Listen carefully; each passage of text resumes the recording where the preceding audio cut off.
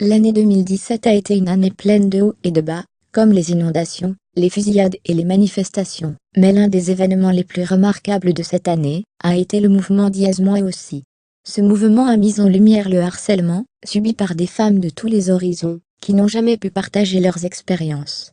Par exemple, le New York Times a publié un exposé époustouflant sur Harvey Weinstein, un producteur de films, qui a payé pendant des décennies le silence de ses victimes après les avoir forcées à obtenir des faveurs sexuelles en échange de rôles de films. Mais qu'est-ce que le harcèlement sexuel ? La partie 5 du Code criminel canadien est la seule partie de l'ensemble du document qui traite des agressions sexuelles, mais de manière très vague sans traiter du tout sur les harcèlements.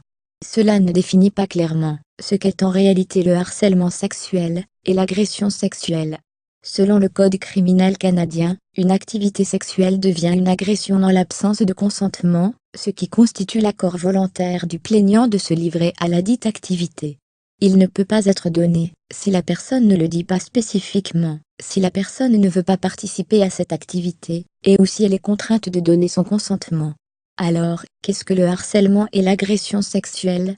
Selon la Commission ontarienne des droits de la personne, le harcèlement sexuel est constitutif de passes, de sollicitations sexuelles, et de contacts sexuels, mais également de commentaires dégradants sur la sexualité et le sexe des femmes. L'agression sexuelle est un terme large englobant diverses catégories de violences à caractère sexuel. Cela pourrait aller d'attaques plus légères telles que les sifflements, à des crimes plus dommageables tels que l'exposition d'organes génitaux, le partage sans consentement d'images privées et même le viol. La première chose à savoir, lorsqu'on aide une victime d'agression sexuelle, c'est que chaque victime est différente, tout comme chaque personne est différente. Certaines personnes traversent une lutte quotidienne pour vaincre leur assaut, alors que d'autres sont à peine touchées. Une autre chose importante serait de rassurer la victime en lui expliquant qu'elle n'est pas à blâmer.